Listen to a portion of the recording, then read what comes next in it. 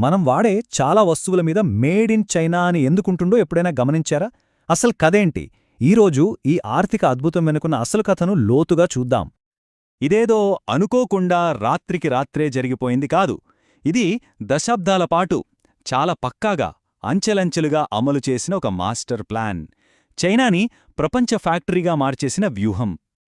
సరే, China domination ఏ రేంజ్లో ఉందో అర్థం చేసుకోవాలంటే ముందుగా మనం కొన్ని నంబర్స్ చూడాలి.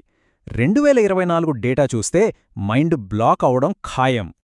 $3.6 ట్రిలియన్ 2024లో చైనా చేసిన ఎగుమతుల విలువ ఇది. ఒక్కసారి ఊహించుకోండి ఈ నంబర్ ఎంత పెద్దదో. ఇక్కడ ఈ స్లైడ్లో అసలు విషయం కనిపిస్తుంది. ఒకవైపు చైనా ఏమో ట్రేడ్లో మిగులుతో దూసుకెళ్తుంటే, మరోవైపు అమెరికా, ఇండియా లాంటి దేశాలు భారీ ట్రేడ్ లోటుతో ఇబ్బంది పడుతున్నాయి. ఈ తేడానే ప్రపంచ ఆర్థిక వ్యవస్థను శాసిస్తోంది. ఈ ఒక్క పాయింట్ వింటే చాలు, చైనా స్కేలేంటో అర్థమైపోతుంది. వాళ్లు కేవలం అమెరికాకి చేసే ఎగుమతులు మన దేశం మొత్తం ప్రపంచానికి చేసే ఎగుమతుల కంటే ఎక్కువ. ఆలోచించండి, ఆధిపత్యమంటే ఇదే. మరి ఇంత పెద్ద సక్సెస్ వెనుక ఉన్న సీక్రెటేంటి? ఇది కేవలం ఒక్క కారణం వల్ల సాధ్యపడలేదు. ఇదొక పక్కా ప్లానింగ్, అంతులేని మ్యాన్ పవర్, ఇంకా గ్లోబల్ మార్కెట్ని ఎలాగైనా పట్టుకోవాలనే పట్టుదల, వీటన్నిటి కలయిక. మనం రోజూ వాడే వస్తువుల గురించి ఒక్కసారి ఆలోచిద్దాం. మన చేతిలో ఉండే స్మార్ట్ఫోన్, మనం పనిచేసే ల్యాప్టాప్, చివరికి మన ఇళ్లమీద ఉండే సోలార్ ప్యానెల్స్, వీటిలో మెజారిటీ చైనాలోనే తయారవుతున్నాయి. అంటే చూడండి, కీ సెక్టార్స్లో చైనా పట్టు ఎంత బలంగా ఉందో. ఇది కేవలం చౌక వస్తువుల గురించి కాదు. అసలు విషయమేంటంటే, ప్రపంచం చైనా మీద ఎంతలా ఆధారపడిపోయిందంటే, ఒకవేళ చైనా సప్లై ఆపేస్తే అమెరికా లాంటి పెద్ద దేశాల్లో కూడా చాలా పరిశ్రమలు మూతపడిపోతాయి. అంతలా పెనవేసుకుపోయింది. ఈ కథ ఎక్కడ మొదలైందో తెలుసుకోవాలంటే మనం కొన్ని దశాబ్దాలు వెనక్కి వెళ్ళాలి.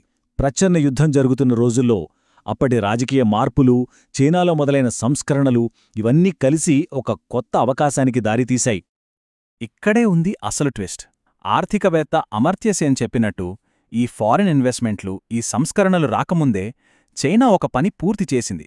అదేంటంటే, చదువుకున్న, ఆరోగ్యంగా ఉన్న ఒక వర్క్ఫోర్స్ని తయారు చేసుకోవడం. ఆ బలమైన పునాదే వాళ్ల సక్సెస్కి అసలైన సీక్రెట్. అయితే కేవలం మంచి వర్క్ఫోర్స్ ఉంటే సరిపోతుందా? లేదు. చైనా విజయం వెనుక ఒక పక్కా మాస్టర్ ప్లాన్ ఉంది. ప్రపంచానికి తయారీ కేంద్రంగా మారాలనే ఒక దీర్ఘకాలిక వ్యూహం ఉంది. ఇదేదో యాక్సిడెంటల్గా జరగలేదు. ఇదొక చెస్ గేమ్ లాంటిది. ప్రతి అడుగునే దశాబ్దాల ముందు నుంచే ప్లాన్ చేసుకున్నారు. ఫైనల్ గోల్ ఒక్కటే, గ్లోబల్ మ్యానుఫ్యాక్చరింగ్లో కింగ్ అవ్వడం. ఫ్యూచర్ని కంట్రోల్ చెయ్యాలంటే దానికి కావలసిన రిసోర్సెస్ని కంట్రోల్ చెయ్యాలని చైనాకి బాగా తెలుసు. అందుకే వాళ్లు ప్రపంచవ్యాప్తంగా ఆఫ్రికా నుంచి ఆస్ట్రేలియా వరకు గనుల్లో పెట్టుబడులు పెట్టారు. ఎలక్ట్రిక్ కార్లకి కావలసిన లిథియం దగ్గర్నుంచి స్మార్ట్ఫోన్లకి అవసరమైన రేర్ ఎర్త్ వరకు అన్నింటినీ తమ చేతుల్లోకి తెచ్చుకున్నారు. ఇది కేవలం ముడి సరుకుల గురించే కాదు, వాటిని ప్రపంచానికి చేరవేయాలి కదా. అందుకే చైనా వరల్డ్ క్లాస్ లాజిస్టిక్స్ నెట్వర్క్ను కూడా నిర్మించింది. ఈ 10కి 7 అనే నంబర్ చూడండి. ప్రపంచంలోనే అత్యంత రద్దీగా ఉండే 10 పోర్టుల్లో 7 చైనాలోనే ఉన్నాయి. అంటే వాళ్ల వస్తువులు ఎంత వేగంగా, చౌకగా ప్రపంచ మార్కెట్కి చేరగలవో ఆలోచించండి. సరే, ఇదంతా చైనా కథ. మరి మనలాంటి ఇతర దేశాలకు, ముఖ్యంగా ఇండియాకు దీని అర్థమేంటి? అసలు మనం ఎక్కడున్నాం? ఈ పోలిక చూస్తే మన ముందున్న సవాళ్లేంటో స్పష్టంగా తెలుస్తుంది. 22 సంవత్సరాలు ఇదే మనకి చైనాకి మధ్య ఉన్న గ్యాప్. అంటే ఇండియా ఇప్పుడు ఏ స్థాయిలో ఎగుమతులు చేస్తుందో ఆ స్థాయిని చైనా 2003లోనే దాటేసింది. వాళ్ళు ఎంత ముందున్నారో చూడండి. వ్యాపారం చెయ్యాలంటే కొన్ని బేసిక్స్ కావాలి కదా. అవేంటో చూస్తే తేడాలు చాలా స్పష్టంగా కనిపిస్తాయి. కంపెనీ పెట్టడానికయ్యే అప్పు ఖర్చు నుంచి ఫ్యాక్టరీ నడపడానికయ్యే కరెంటు బిల్లు వరకు అన్నింట్లోనూ చైనా మ్యానుఫ్యాక్చరింగ్కి అనుకూలమైన వాతావరణం సృష్టించింది. ఇదే వాళ్లకున్న అతి పెద్ద ప్లస్ పాయింట్. ఈ స్లైడ్ వాళ్ల ఆలోచనా విధానంలో ఉన్న తేడాను చూపిస్తోంది. మన దేశంలో కంపెనీలకి పన్నులు తగ్గించి వాళ్లు పెట్టుబడులు పెడతారని ఆశిస్తాం. కాని చైనా అలా కాదు. వాళ్ల పాలసీ సింపుల్. నువ్వు ఉత్పత్తి చెయ్, ఎగుమతి చెయ్, అప్పుడు నీకు ప్రోత్సాహకాలిస్తాం. అంటే వాళ్ళు రిజల్ట్స్కి రివార్డ్ ఇస్తారు. అందుకే అదంత సక్సెస్ అయింది. అయితే చైనా ప్రయాణం నుంచి మనం నేర్చుకోవాల్సింది ఏంటి?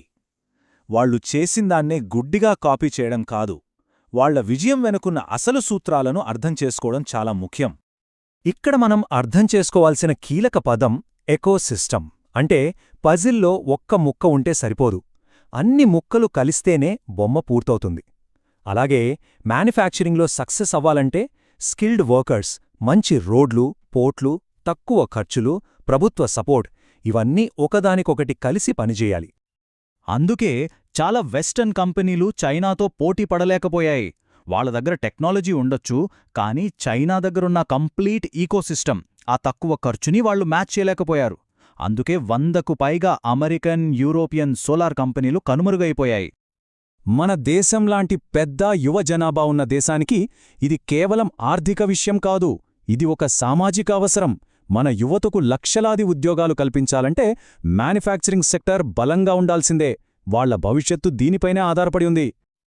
చివరిగా మనల్ని మనం వేసుకోవాల్సిన ప్రశ్న ఒక్కటే: మనం కేవలం నినాదాలతో సరిపెడుతున్నామా, లేక ప్రపంచంతో పోటీపడటానికి అవసరమైన ఆ బలమైన పునాదిని నిజంగా నిర్మిస్తున్నామా?